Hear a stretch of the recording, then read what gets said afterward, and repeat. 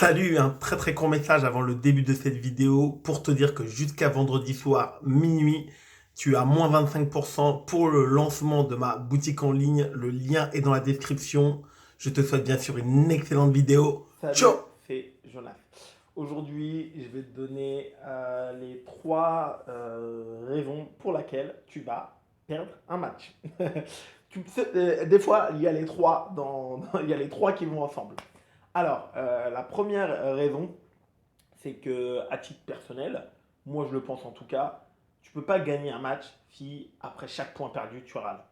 Si tu t'agaces, tu râles, parce qu'en fait tu vas finir par pas être concentré sur ce qui est important, ce qui veut dire la tactique, la technique, les choses à mettre en place dans ta rencontre pour trouver des solutions. Et donc en fait, à titre personnel, ça m'arrive également, comme tout le monde, parfois, beaucoup de fois, ça m'est arrivé, beaucoup de fois, ça m'est arrivé quand même assez souvent de me dire, attends, là Jonas, tu fais n'importe quoi, ferme-la, mais vraiment ferme-la, concentre-toi, et après, quand tu te reconcentres sur ce qu'il faut vraiment, le service, la remise, le placement du premier top, au fur et à mesure, tu recommences à remettre ton jeu en place et à reprendre l'ascendant.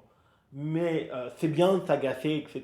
Dans un match, ça permet de se bouger, de se motiver, bien sûr, de s'engueuler soi-même, évidemment. Mais quand tu as à un certain degré, quand tu râles tout le temps, quand tu t'agaces tout le temps pour un oui, pour un non, tu n'as même plus de raison en fait, juste t'es agacé, t'es énervé, bah ça devient contre-productif. Et donc, comme t'es pas dans un bon état d'esprit, bah tu peux pas produire un bon tennis de table de façon constante et récurrente, en tout cas assez pour gagner un point. Parce que en plus de ça, si déjà tu as commencé à t'agacer régulièrement, c'est que l'adversaire est en difficulté.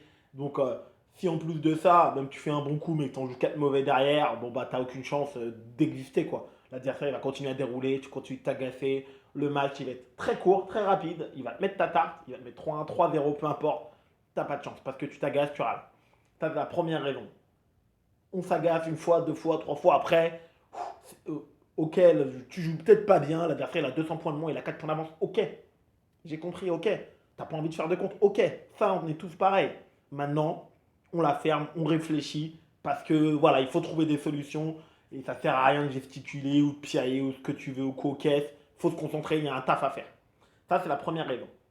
La deuxième raison pour laquelle il y a très forte chance que tu vas perdre le match, c'est que tu n'arrives pas à gagner, bah, tu n'arrives pas à prendre l'ascendant sur l'adversaire, alors que pourtant, tu es en train de produire ton cœur de métier.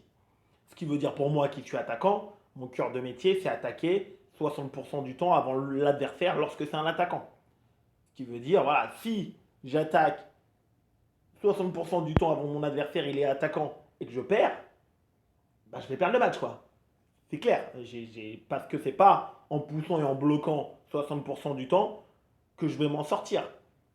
Une fois, oui, parce que je suis capable, on est tous capables de faire une très bonne remise, l'adversaire il démarre un peu pas très fort, bam, je vais faire un très bon compte, mais le faire, genre varier des poussettes longues, courtes, faire démarrer l'adversaire vraiment 70% du temps avant moi, contrer, ouais, je peux le faire si le joueur il est 15. Et encore, et encore, et encore. S'il est 15 et qu'il démarre pas très bien, etc. Et encore, et encore. Mais cœur de métier, que le joueur il soit 15, 16, 17, 18, les joueurs que je joue, moi, ils savent tous faire des attaques, de top spin, coup droit, revers, enchaîné, un minimum. Lorsque la balle elle a pas trop de vitesse et qu'elle est pas trop bien mal remise, je vais perdre le match et que je joue un 16, un 17 ou un 19, c'est pareil. Donc si j'attaque en premier plus de la moitié du temps et que j'arrive pas à gagner les points, clairement l'adversaire, bon, il est plus fort que moi. Ou sinon, des fois, ça m'arrive également. Je joue un 19, j'attaque, ça m'est arrivé d'ailleurs au dernier tour d'indiv. Des moments donnés, j'attaquais plus souvent avant lui, il me donnait des balles longues et bah, je perds. Voilà, bah, et pourtant, je perdais les points. Bah, forcément, j'ai perdu le match. Évidemment, je suis en train de produire mon cœur de métier en tant qu'attaquant. L'autre aussi, c'est un attaquant, mais il a un bon bloqueur également, bien sûr. Il a moins de points que moi, mais il m'a très bien cerné. Il s'est très bien adapté à ma qualité de balle. Il me bloquait dans les bons angles, avec la bonne vitesse. Il faisait pas de faute.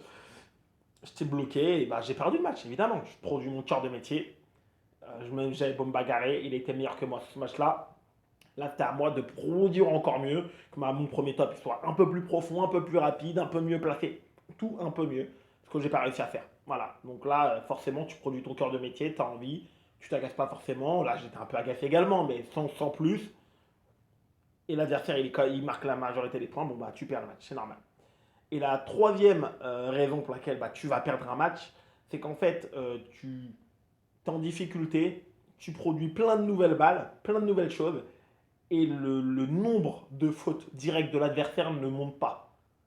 Et pas le nombre global, le nombre de fautes directes. Ça veut dire que tu vas, au début du match, tu pousses dans le revers, tu pousses court, tu remets court, tu pousses dans le coup droit, tu serres un peu plus long, un peu plus court, avec différents effets latéraux. Et en fait, bah, l'adversaire il s'adapte assez bien et son nombre de fautes directes ne monte pas. Ou le nombre de balles de qualité moyenne qui te donne ne décroît pas. Ce qui veut dire, voilà, même si le joueur il peut ne faire zéro faute directe, mais s'il te remet que des balles à 2 mètres de hauteur, tu vas tout le temps frapper. Mais en fait, je dis par exemple, il te donnait deux fautes directes au premier set. Au deuxième set, tu continues de varier, de chercher, de servir court, de remettre long, de flipper, de repousser court. Tu lui proposes plein de choses. Et en fait, son nombre de fautes directes ne monte pas, tout simplement. Et le nombre de balles, et les balles, il te les renvoie sur la table avec toujours une espèce de balle qualité moyenne, certaines de bonne qualité. Et malheureusement, tu testes, tu cherches, tu te bagarres, tu essayes. Mais là, le joueur en face de toi, il est meilleur, quoi. Il est meilleur, simplement. Il produit un swing, il s'adapte. Il n'y a pas beaucoup de fautes. Son nombre de fautes directes ne varie pas. Tu as essayé, tu as cherché des solutions. Bon, là, tu vas perdre le match. C'est comme ça. Donc, tu vois, c'est les trois raisons qui font dire, parfois il y a les trois. Parfois, tu es très agacé, tu tentes de nouvelles choses et tu les fais mal. Donc, toi, tu fais des fautes, l'adversaire, il fait pas de fautes. Et en même temps, tu produis ton cœur de métier et l'adversaire, il peut.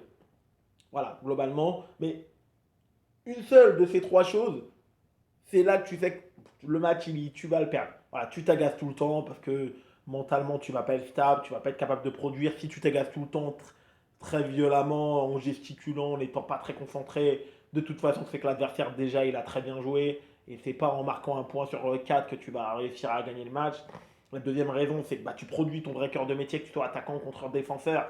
Et l'adversaire, et l'adversaire il gagne les points. Plus de la moitié du temps, et l'adversaire il gagne quand même les points. Bon, là, c'est quand même embêtant. Donc voilà, si tu es défenseur, par exemple, un défenseur, défense coupée, et que tu défends et que le joueur il t'ouvre, bon voilà, il faudra quand même essayer d'aller attaquer, hein, ou sinon il faudra essayer de mieux défendre ou de prendre plus de risques sur la longueur. Voilà, donc faut trouver quelque chose. Et la troisième raison, c'est que voilà, tu varies, tu varies, tu varies, tu varies, tu testes des nouvelles choses, des nouveaux angles. Là, voilà, tu es quelqu'un qui est créatif, tu t'abandonnes pas. Mais malheureusement, le nombre de fautes directes ou le nombre de premières balles que l'adversaire il te renvoie, la qualité, elle est toujours, même si elle n'est pas extraordinaire, elle est toujours moyenne. Donc toi, tu n'arrives pas derrière à prendre l'ascendant. Et dès que, pas cet effet de surprise, parce que l'effet de surprise, il sera toujours sur le premier service remise, sur la remise, sur le service. Après, une fois que le premier top-spin est passé, les balles, on les connaît. Elles sont rapides, elles sont plus ou moins rapides, plus ou moins bien placées de la qualité. Et à chaque fois que le jeu il est lancé, l'adversaire, là, il prend l'ascendant. C'est comme ça, il est meilleur. Ses balles sont mieux placées, elles sont un peu plus fortes, elles sont un peu plus d'effet. Tu n'arrives pas à t'en sortir malgré que tu essaies, tu cherches. Là, évidemment, ça conduit à la défaite. Comme d'habitude, mets-moi ce que tu en penses en commentaire. Je te souhaite un excellent entraînement et